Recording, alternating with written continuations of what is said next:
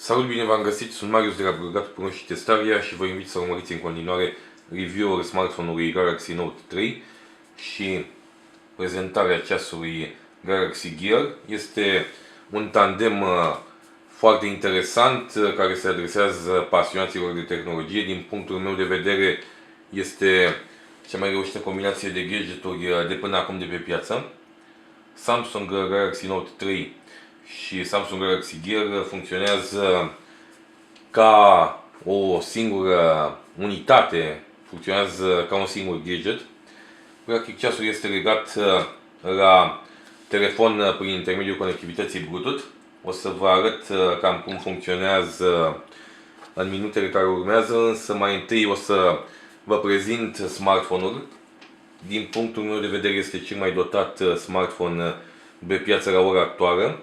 Are un ecran Full HD cu o diagonală de 5,7 inch. Full HD înseamnă rezoluție de 1920 pixeli cu 1080 pixeli. Are memorie internă de 16, 32 sau 64 de GB, 3 GB de memorie RAM, așa că avem loc de foarte multe aplicații care să ruleze în același timp. Procesorul este foarte puternic, este de tip quad-core de 2,3 GHz, iar conectivitatea poate fi realizată la viteze 4G, după cum puteți afla și de pe spatele carcasei.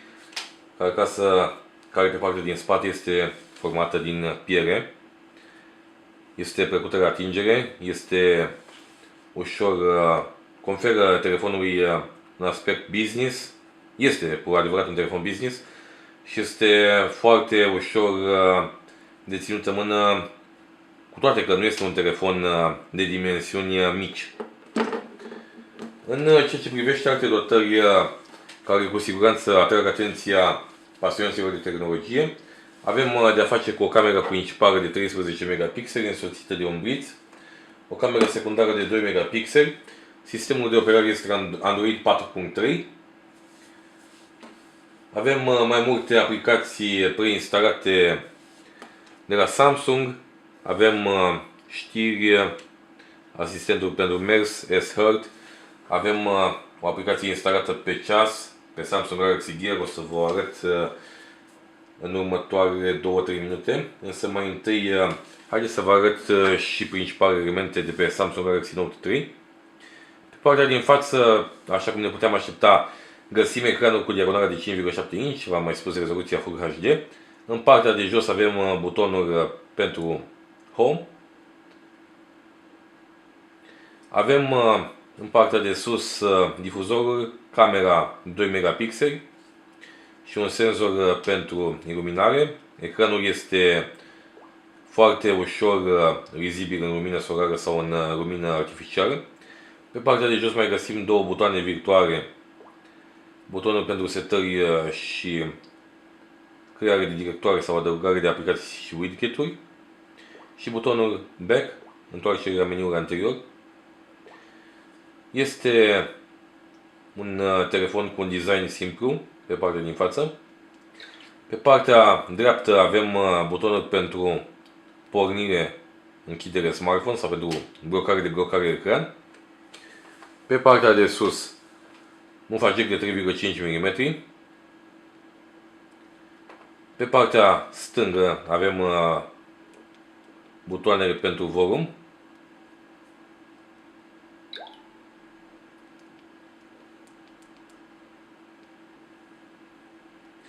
Iar pe partea de jos se află mufa pentru încărcător. Încărcătorul este puțin diferit de la celorlalte telefoane, deoarece are și, pe lângă clasicul mini USB, port mini USB, are încă un port pentru încărcător.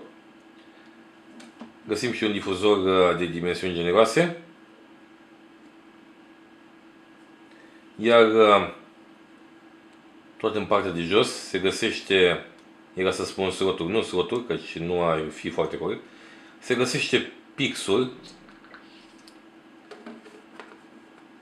S Pen, un pix care poate fi foarte simplu folosit pentru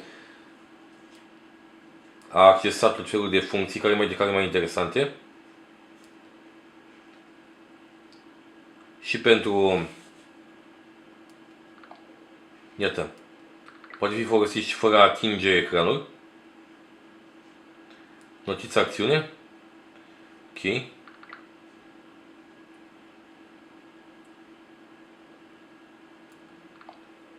Este un telefon pe care puteți să scrieți notițe, puteți să desenați. Este un pix foarte sensibil.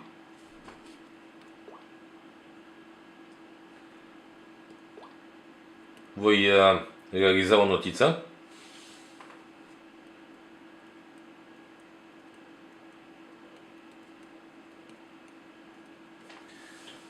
Practic, scrisul de mână este foarte fidel redat. Are un aspect foarte ok și pixul este ușor de ținut în mână. Acum haideți să trecem puțin în vedere și alte aspecte ale smartphone-ului, și anume camera foto. 13 megapixeli, autofocus, o cameră foarte reușită din punctul meu de vedere. Realizează fotografii de o calitate bună atât în condiții de zi cât și în condiții de iluminare mai scăzută. Camera din față are un efect de beauty. Puteți să ameliorați micile aspecte inestetice cu ajutorul acelei setări. Este o cameră inovativă din acest punct de vedere. În ceea ce privește conectivitatea cu ceasul, e bine, aceasta se realizează prin NFC și Bluetooth. Prin NFC se setează Galaxy Gear. Cred că vedeți, sau sper că vedeți. Practic, ceasul este deja conectat, însă pentru a conecta acest ceas la smartphone trebuie să ținem repeat acest device, acest port, mai bine spus, al Galaxy Gear. Iar în acest moment, cât ținem repeat de partea din spate a smartphone-ului, se realizează conexiunea prin NFC. Nu pot să vă arăt prea mult în acest moment, pot să vă arăt însă ceasul. Un ceas care stă bine la orice mână. Este un smartwatch, un ceas care lucrează sistemul de operare Android, care are un ecran de tip AMOLED de 1,63 inch. Greutatea este de doar 73,8 grame, iar procesorul este de 800 MHz. Un ceas cu un procesor foarte puternic, iar camera este cireașa de pe tortul acestui ceas, dacă pot spune asta. Are un senzor de 1,9 megapixeli, focalizarea este automată, are... Iată, haideți să facem o fotografie chiar telefonului.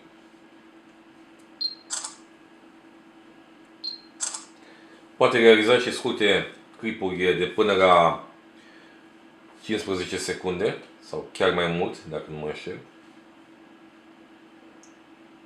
Haideți să filmăm. Iată, cred că vedeți, sper că vedeți, că se vede ok.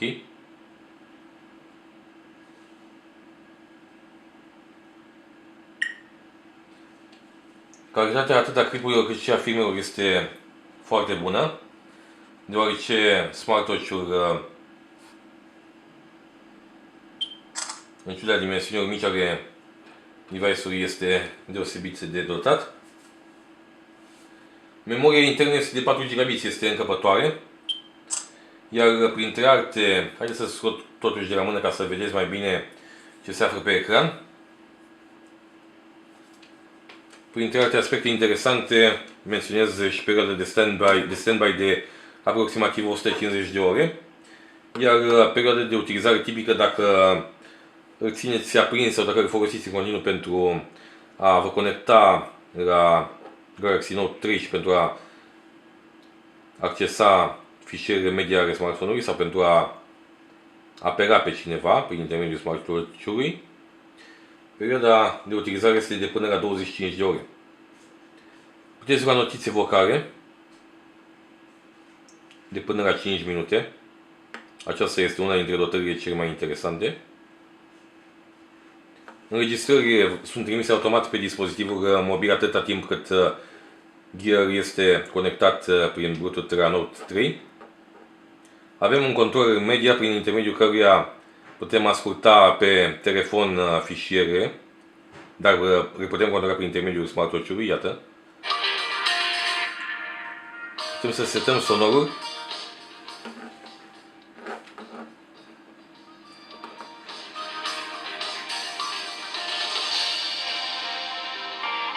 Putem să schimbăm melodia.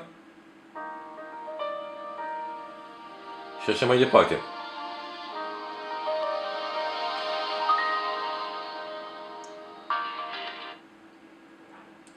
Un alt aspect interesant este funcția de pedometru. Practic, prin intermediul acestei funcții putem să numărăm pașii și să vedem câte calorii ardem atunci când facem sport. Putem să setăm un obiectiv, de exemplu, 10.000 de pași. Putem să setăm pașii, putem să obținem un feedback și putem afla și mai multe detalii, cum putem avea un program de fitness bine structurat cu ajutorul acestui smartwatch și acestui smartphone, bineînțeles. Alte aspecte interesante, iată, în setări, ceas, sunet, volum, ecran, baterie. Bateria spune că rezistă până la 25 de ore dacă este utilizat continuu și până la 150 de ore dacă este în standby. Mișcări, gest de activare, resetare și informații despre Gear.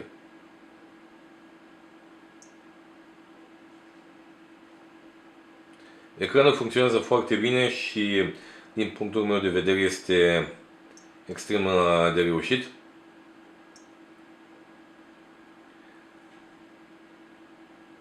Este chiar foarte ok pentru că avem de-a face cu iconul iarbe pe fundal negru, deoarece cam așa trebuie să arate un ceas, nu trebuie să fie foarte, foarte colorat. Aplicațiile preinstalate sunt camera foto, contacte, controlul media, cronometru, S-Voice, setări, vreme, notiță vocală, numărătoare inversă, pedometru și programul pentru astăzi. Avem și un ecran de formare, putem să formăm numere de telefon pentru a apela de pe telefonul mobil sau chiar de pe smartwatch o anumită persoană, galeria, găsirea dispozitivului, asta dacă nu găsim telefonul și dacă vrem să aflăm unde este, apăsăm pe Start. Telefonul începe să caute dispozitivul care redă o melodie. Am oprit. Jurnalele de apeluri. S-Voice, vremea și așa mai departe. În ceea ce privește aspectul smartwatch-ului, acesta are un ecran pe partea din față, cum era și de așteptat, iar pe partea dreaptă are un singur buton pentru pornire, închiderea aparat sau pentru trecerea la meniul anterior sau pentru închiderea ecranului. Haideți să vă arăt și pe scurt cam cum funcționează un joc pe Gear. Să trecem la Asphalt 8.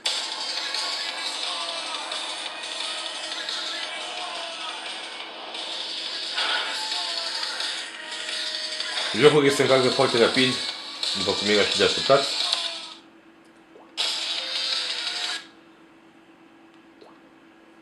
Am mai instalat câteva jocuri. Thor The Dark World este unul dintre jocurile cu grafică impresionantă. Veți vedea imediat.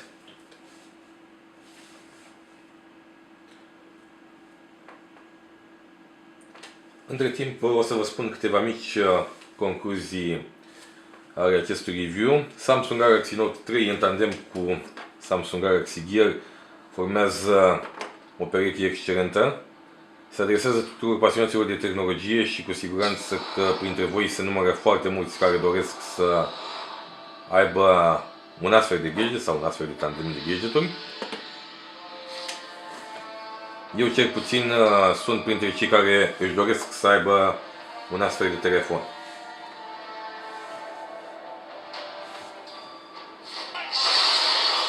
Vă invit să îmi spuneți ce părere aveți despre acest smartphone, dar și despre smartwatch-ul Galaxy Gear. Aștept părerile voastre. și vă invit să-mi spuneți ce alte gadgeturi de la Samsung ați dori să testez.